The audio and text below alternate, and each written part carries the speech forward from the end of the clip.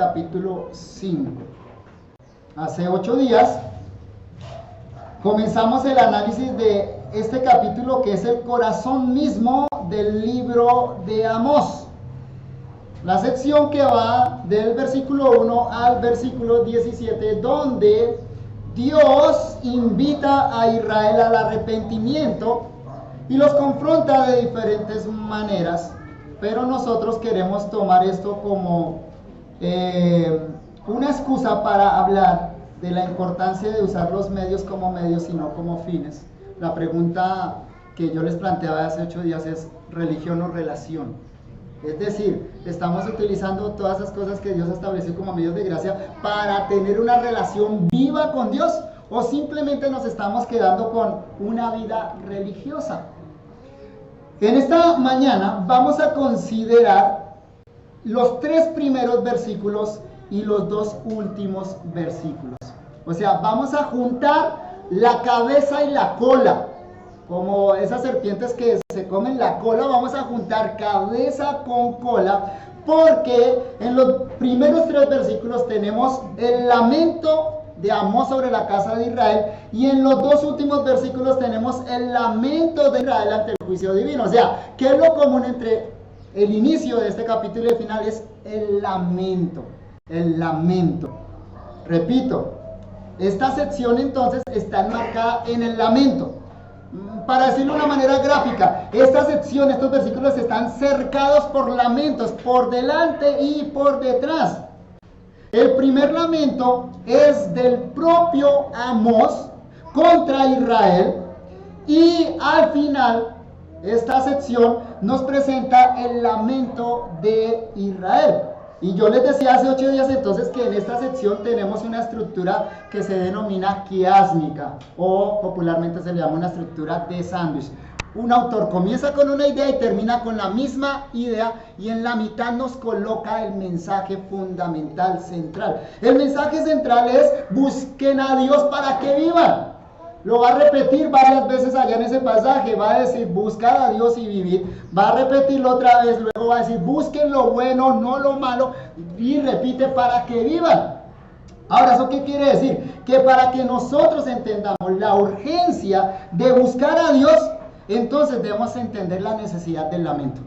Debemos entender el lamento del propio profeta y del mismo Dios, pero también debemos comprender cómo fue el lamento de Israel y qué falló en eso.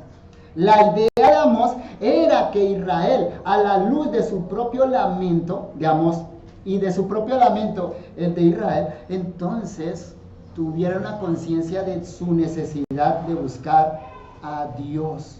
El no arrepentimiento únicamente dejará lágrimas, dolor, duelo y llanto, y un crujir de dientes eterno que no recibirá consuelo jamás. Esa es la cosecha del no arrepentimiento. O sea, lágrimas ahora y lágrimas por la eternidad. Entonces, hay un lamento al inicio y un lamento al final, pero esos 2 lamentos contrastan entre sí.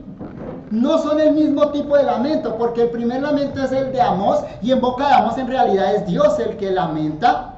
Y el último lamento, los últimos versículos, es el lamento del propio pueblo. Déjenme presentar ese contraste así. El primer lamento es genuino, pues es el profeta quien en realidad ruge en nombre de Dios.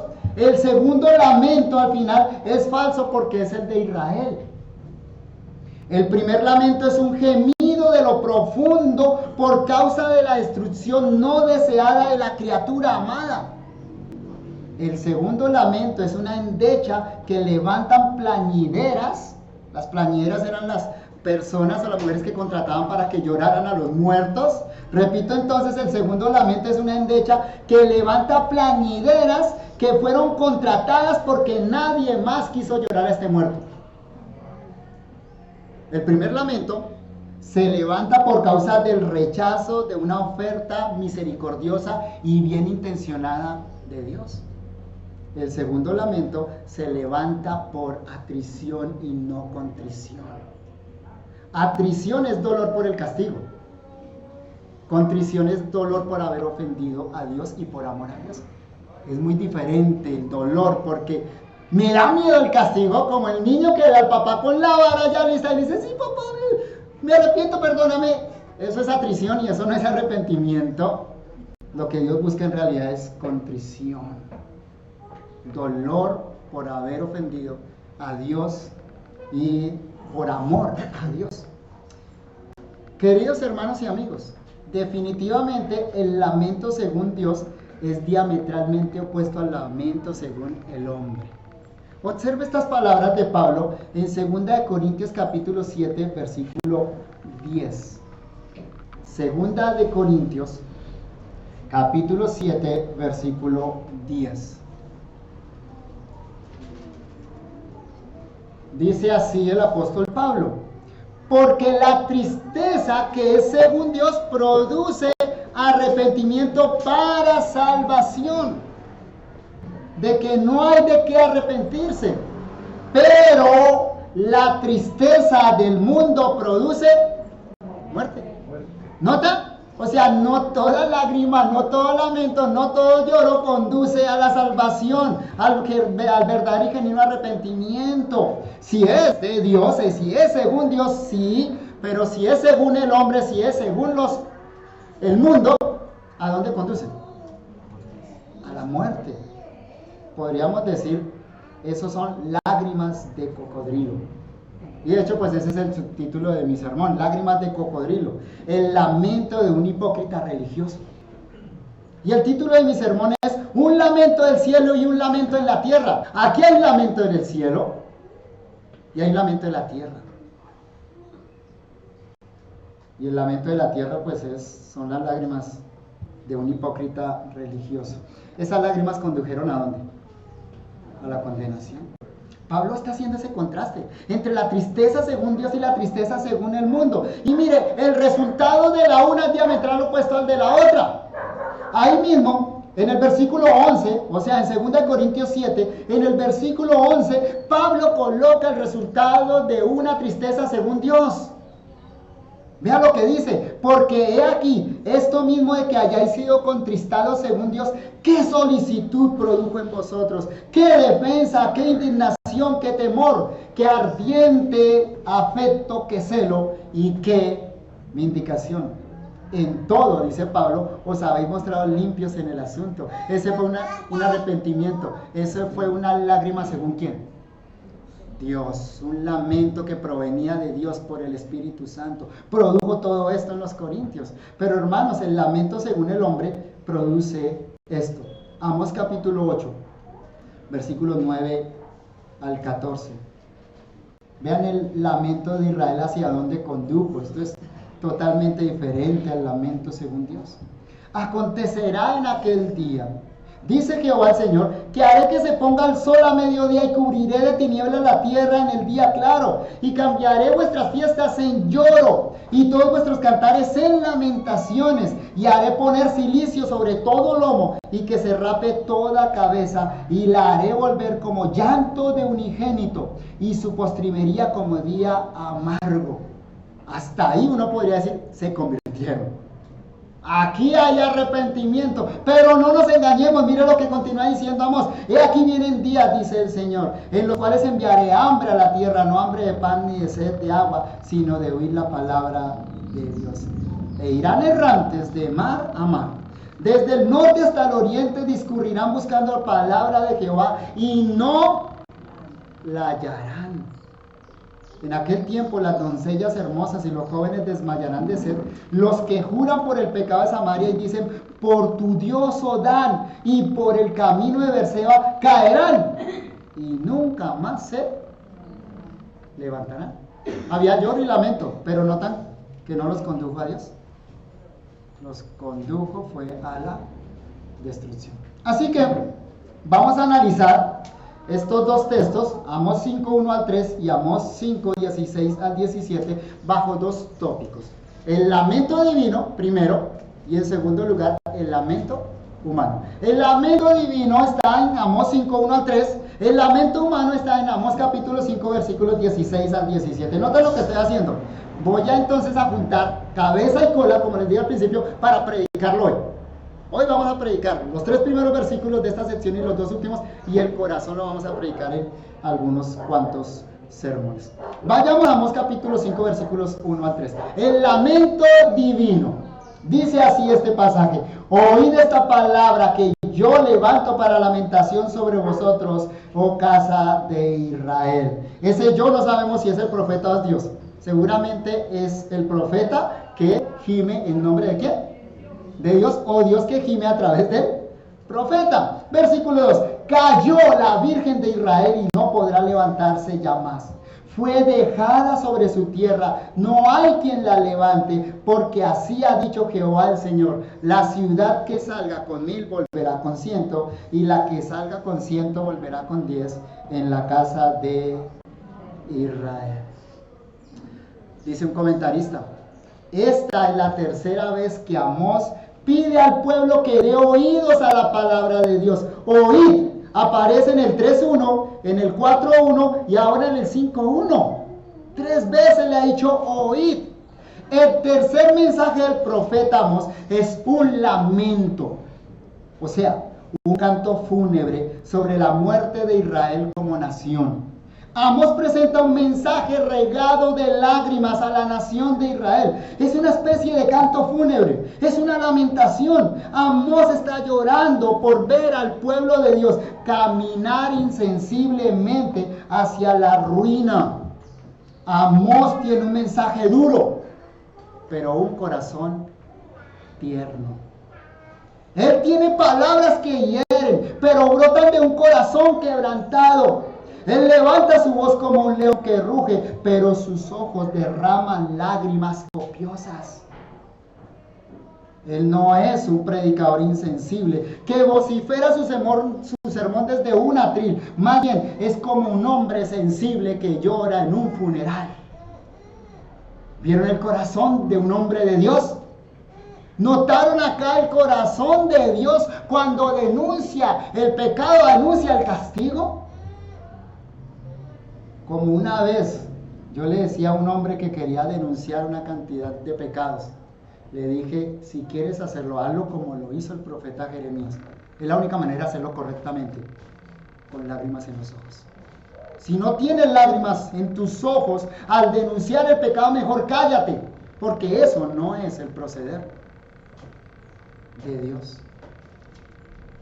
Ese sentir que vemos acá en Amós, es decir, de denunciar y anunciar castigo de una manera firme, claro que sí, pero con lágrimas en los ojos, es el mismo sentir que vemos en las escrituras de otros hombres de Dios.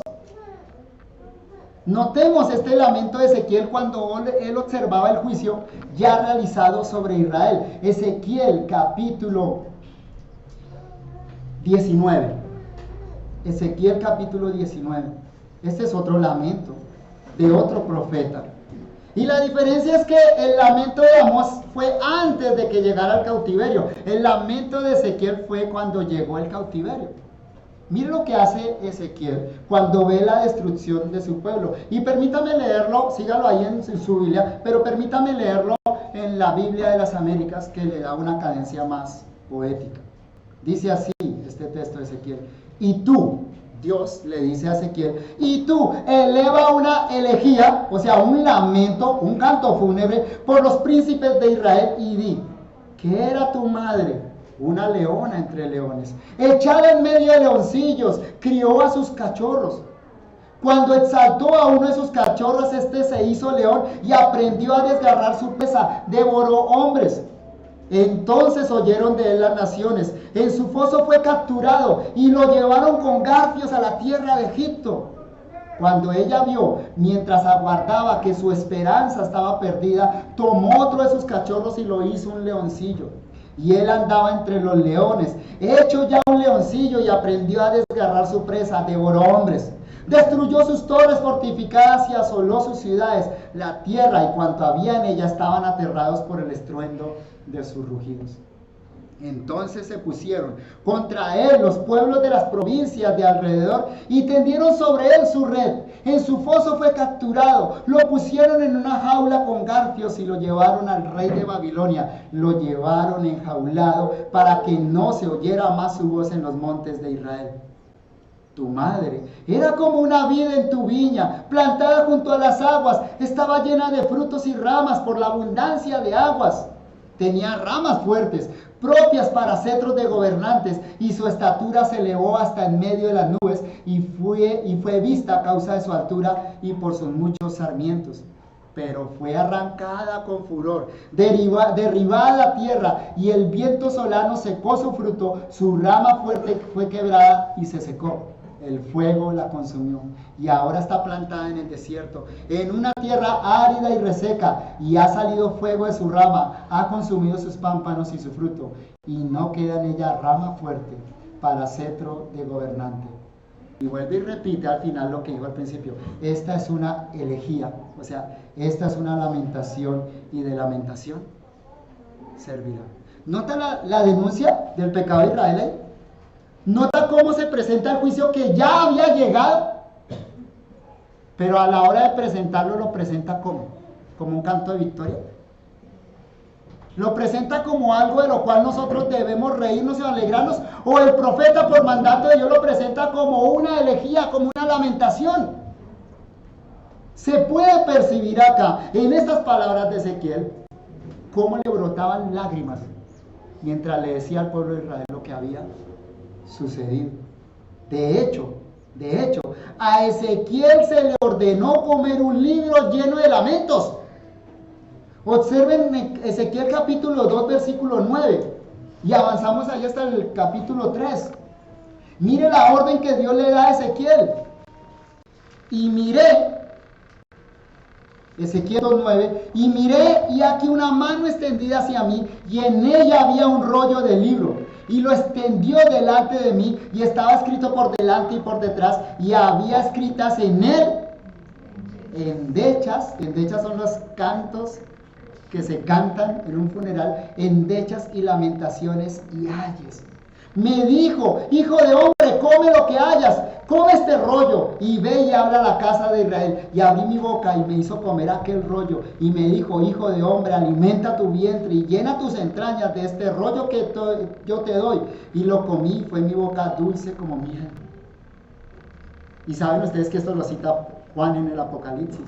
Y Juan dice que fue dulce en su boca, pero en su vientre, ¿cómo fue? Amargo. Es una endecha, es un lamento. Y si usted lee el resto del capítulo 3, anuncia otra vez los pecados de Israel y muestra todas las consecuencias que vinieron por ese pecado. Mi punto es este: notan cómo cuando los profetas anuncian el juicio divino, lo llaman endecha, lo llaman lamento.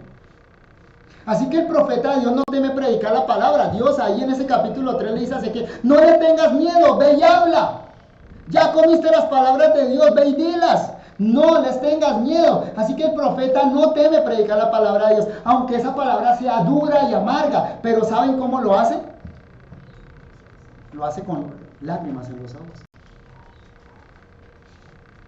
porque ve la destrucción, porque ve hacia dónde está caminando esa persona que, a pesar de los múltiples ruegos, no se convierte. Ese mismo sentir lo encontramos en Jesucristo. Escucha estas palabras: Jerusalén, Jerusalén, que matas a los profetas y apedreas a los que te son enviados. ¿Cuántas veces? Y puede ver las lágrimas de Jesús en sus ojos. ¿Cuántas veces quise juntar a tus hijos como la gallina sus polluelos debajo de sus alas y no quisiste? He aquí vuestra casa os es dejada desierta, y os digo que no me veréis hasta que llegue el tiempo en que digáis: bendito el que viene en el nombre del Señor. Jesús lamentó frente a Jerusalén, Jerusalén, Jerusalén. Y ese es el mismo corazón que vemos en Pablo cuando señala el juicio divino sobre Israel.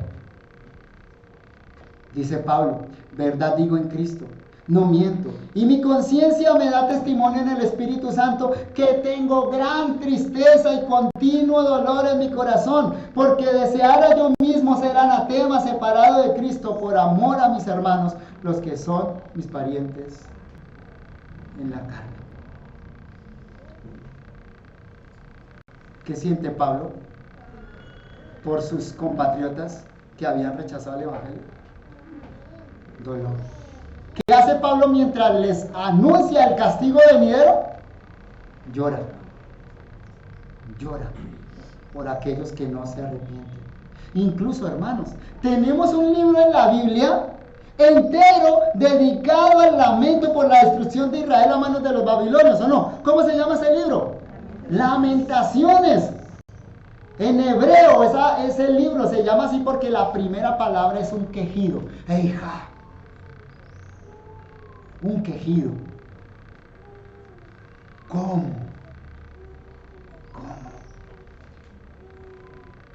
Lamentaciones empieza diciendo así, y lo cito de la Biblia de Jerusalén: qué solitaria se encuentra la otrora ciudad populosa. Como una viuda ha quedado la grande entre las naciones, la princesa de las provincias sometida está a tributo. Llora que llora de noche, surca el llanto sus mejillas. No hay nadie que la consuele entre todos sus amantes. Todos sus amigos la han traicionado, se le han convertido en enemigos. No por nada Jeremías se le llama el profeta llorón. ¿Pero por qué lloraba Jeremías? Por la destrucción de su pueblo. Los profetas de Dios fueron valientes exponentes de la palabra de Dios, sin importar si lo que transmitían eran bellas palabras o tremendos juicios. Ellos fueron fieles a la transmisión del mensaje, pero también fueron hombres de Dios que transmitieron la palabra con el corazón de Dios. Pues finalmente quien los enviaba a dar estos mensajes era Dios mismo. Es decir, cuando leemos esos 3 versículos iniciales de Amós capítulo 5, debemos estar seguros de algo. Es Amós proclamando las mismísimas palabras de Dios para Israel, pero con el propio corazón de Dios. ¿Quién lamenta? ¿Quién canta este lamento? ¿Quién canta esta endecha de Amós capítulo 5 versículos 1 al 3? ¿Es Amós o es Dios? La respuesta es los dos, porque el profeta comparte el mismo corazón con Dios. Hay una empatía total entre Dios y el profeta. Lo que siente Dios lo siente el profeta. Lo que ama a Dios ama al profeta. Lo que aborrece a Dios aborrece a él. Profeta. Y eso nos recuerda estas palabras de Ezequiel capítulo 18, versículo 23 y versículos 31 y 32. Búsquelo en su Biblia, por favor. Y luego leeremos versículos 31 y 32. Ezequiel 18, 23. Es Dios hablando acá, hermanos. Y escuchen esto. ¿Quiero yo la muerte del impío? Es una pregunta retórica, o sea, la respuesta está ahí. ¿Cuál es la respuesta? No. Dios no quiere la muerte del impío y por eso Dios manda una y otra vez sus mensajeros, sus profetas. Y como vimos en el capítulo 4 de Amós, Dios incluso manda una y otra vez juicios y castigos, todo buscando ¿qué? El arrepentimiento, para que el impío viva. ¿Quiero yo la muerte del impío? Dice Jehová. Respuesta, no. Y dice el pasaje, no vivirá si se apartare de sus caminos. Eso es lo que llevó a Pablo a rogar. Rogamos en nombre de Cristo, reconciliados con Dios. Y hoy le decimos acá a los que no han creído el Evangelio, le rogamos con lágrimas, reconcíliense con Dios a través de Jesucristo. Mire lo que dicen los versículos 31 y 32. Ahí después, entre el versículo 24 y 30, hay anuncio de juicio. Pero entonces note lo que dice el versículo 31 y 32. Echad de vosotros todas vuestras transgresiones con que habéis pecado, y haceos un corazón nuevo y un espíritu nuevo. ¿Por qué moriréis? Es Dios hablando, insisto, es Dios hablando. Mire, ¿por qué moriréis, casa de Israel? Es un lamento. Porque no quiero la muerte del que muere, dice Jehová el Señor. Convertíos pues y viviréis. Incluso Isaías nos recuerda que la condenación de los impíos, porque al final de cuentas el impío que no se convierte será condenado. Isaías nos recuerda que la condenación de los impíos impenitentes en realidad es la obra extraña de Dios. porque Jehová se levantará como en el monte Perazín, como en el valle de Gabaón se enojará para hacer su obra, su extraña obra, y para hacer su operación, su extraña operación. Isaías 18, 21. Isaías 18, 21. ¿Notan? ¿El juicio qué es? La obra extraña de Dios. O sea, la obra propia en la que Dios se deleita sobre todas las cosas, ¿cuál es? La salvación de los impíos. Y por eso, repito, la Biblia está llena de amonestaciones, de ruegos, de llamados para que acudamos a Dios en arrepentimiento.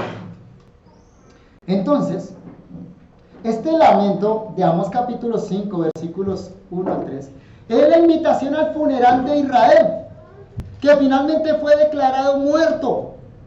Esta nación impía cayó fulminantemente al suelo y nadie puede levantar su cadáver.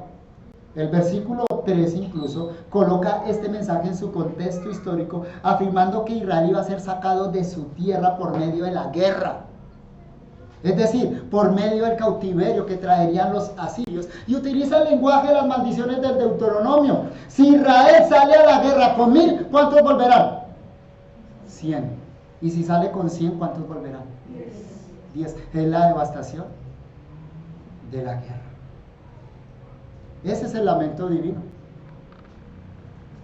Ese es el corazón de Dios. Ese fue el corazón de los profetas de Dios y de los apóstoles de Dios. Fue el corazón del mismo Dios hecho hombre. La pregunta es: ¿nuestro corazón, hermanos, cuando nosotros predicamos el Evangelio, cuando amonestamos a los hombres al arrepentimiento, lo hacemos con el corazón de Dios y de la manera que hicieron los profetas de Dios? Con lamento, con lloro. Pasemos a considerar el lamento humano, que está en los versículos 16 y 17. Nuestro texto comienza con el lamento divino, luego va el llamado a buscar a Dios para que vivan y finaliza presentando el lamento humano, que es Dios quien nos lo cuenta. Mire lo que dice Amós 5, 16 y 17.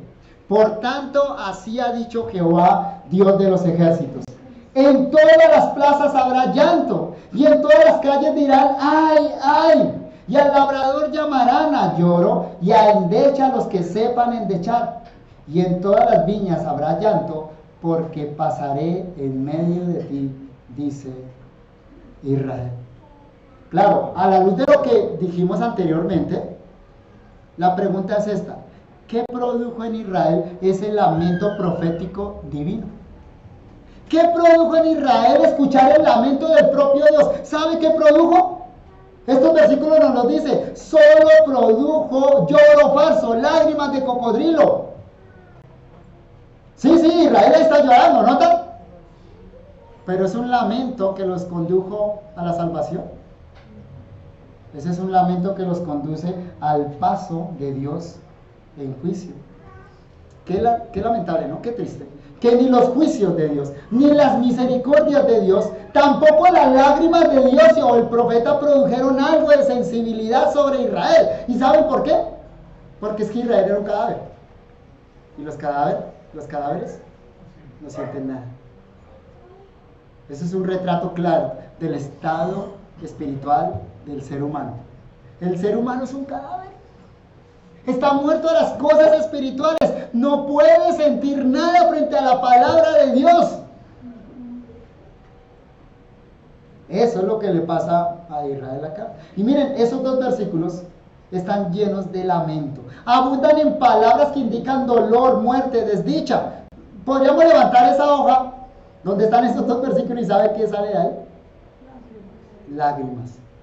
Lágrimas. Pero lágrimas de cocodrilo. Lágrimas falsas. Miren todas las palabras que indican ahí lamento o dolor.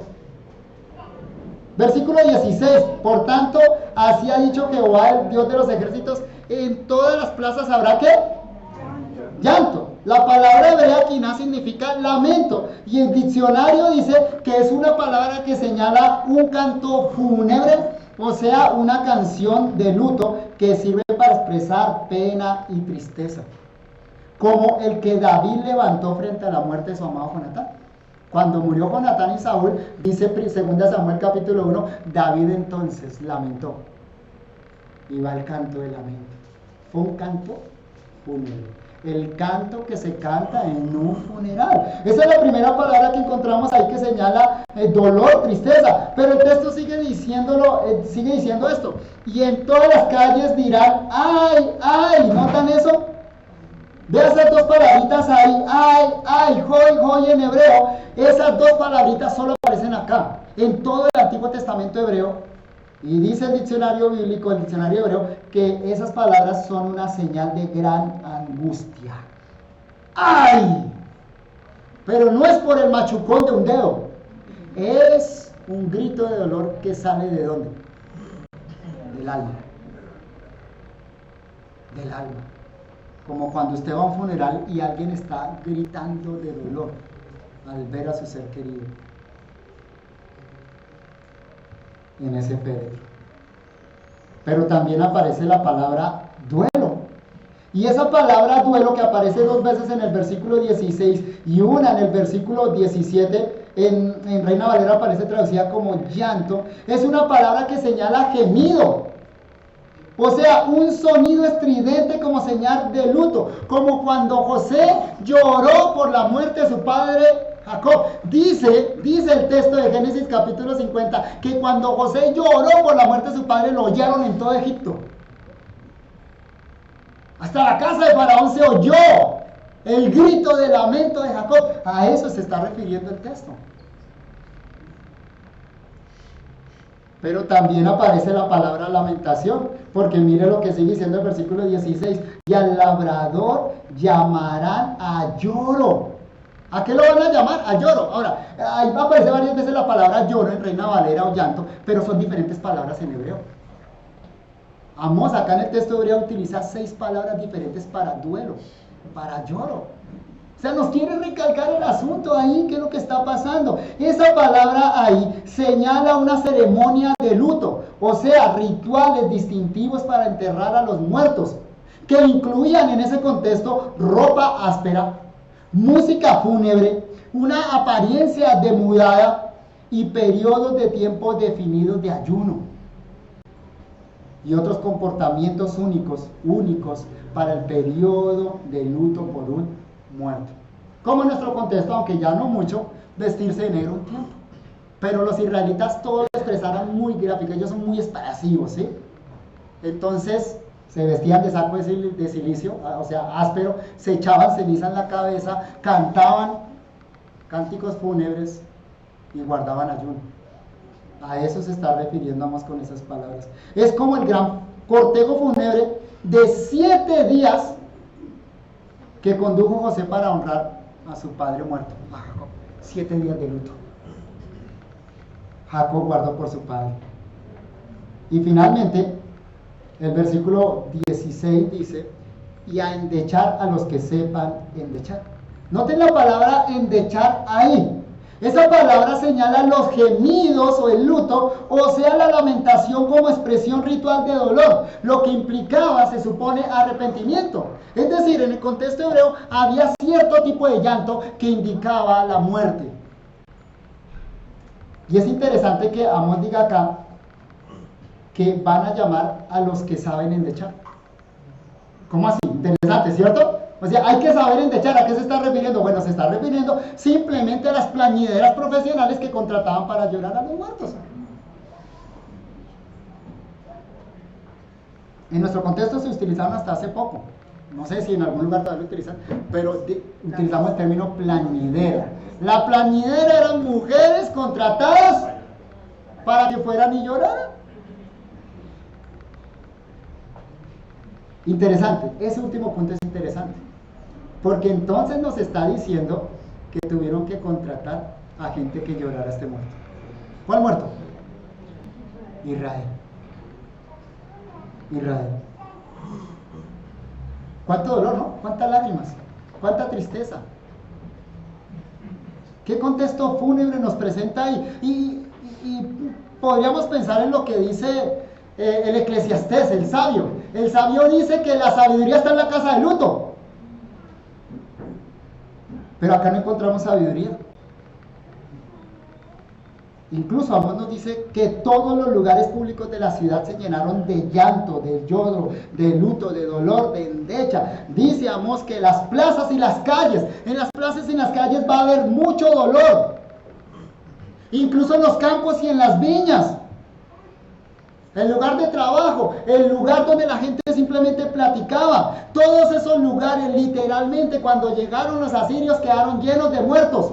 En cada esquina había un muerto y había gente llorando por esos muertos. Esa fue la tragedia que trajeron los asirios. Sin embargo, el lloro que encontramos aquí no es el lamento genuino del pecador que cae en conciencia de su propia maldad y de haber ofendido a un Dios 3 veces santo. No es eso. En realidad, es el lamento por lo que se ha perdido. Están llorando es por lo que perdieron. Llora porque perdieron sus viñas, llora porque perdieron sus casas, llora porque perdieron a sus seres queridos, llora porque perdieron todo lo que era valioso para ellos. Están llorando incluso por el castigo que recibieron. Lloran por la tragedia que ha llegado. En definitiva, ¿sabe qué tipo de lamento es este? En palabras de Pablo, este es un dolor según el mundo, según el hombre que no conduce a la salvación. Porque de acuerdo a lo que leímos en 2 Corintios 7, 10 y 11, la tristeza que según Dios conduce a la salvación. ¿A dónde les condujo este llanto a Israel? A la destrucción. La tristeza que según Dios, dice Pablo, conduce a un lamento, a una indignación por el pecado propio. La tristeza que según Dios, en palabras de Pablo, conduce a un temor, a un anhelo ardiente y a un celo por Dios. El genuino arrepentimiento es teocéntrico. Tiene la mirada fija en Dios, en su indignación por el pecado y en su juicio severo. Pero el verdadero arrepentimiento siempre va acompañado de fe. Por lo tanto, el verdadero arrepentimiento también tiene su mirada fija en Dios, observando el deseo genuino de Dios para salvar al pecador que se arrepiente, como nos enseñaron los primeros 3 versículos. Entonces, el dolor según Dios es uno que conduce a la salvación. Comienza con la endecha por el estado de muerte espiritual, pero inmediatamente conduce al único medio que Dios ha provisto para el perdón de los pecados y de esperar escapar a la condenación eterna. O sea, el verdadero arrepentimiento comienza con lamentación, pero encuentra en Dios consuelo. Encuentra en Dios consuelo. Porque de tal manera amó Dios al mundo, que ha dado a su Hijo unigénito para que todo aquel que en Él cree no se pierda, mas tenga vida eterna. Porque no envió Dios a su Hijo al mundo para condenar al mundo, sino para que el mundo sea salvo por Él. El que en Él cree no es condenado, pero el que no cree ya ha sido condenado, porque no ha creído en el nombre del unigénito Hijo de Dios. Y aclara Juan, esta es la condenación, que la luz vino al mundo y los hombres amaron más las tinieblas que la luz, porque sus obras eran malas. Porque todo aquel que hace lo malo aborrece la luz y no viene a la luz para que sus obras no sean reprendidas, mas el que practica la verdad viene a la luz para que sea manifiesto que sus obras son hechas en Dios. El paso de Dios por el medio de Israel era para juicio, pero con el deseo de la conversión de esta nación endurecida. Israel debía prepararse para el encuentro con Dios cuando Él pasara con juicio. Sin embargo, Israel debía abrir bien sus oídos. Israel debía abrir bien sus oídos para escuchar con el corazón la dulce invitación divina que fue expresada con ojos llenos de lágrimas del profeta mientras rugía a voz en cuello: buscadme y viviréis. Buscadme y viviréis. Viva Adonai, Viva Adonai Jehivai, Lechem et Lachem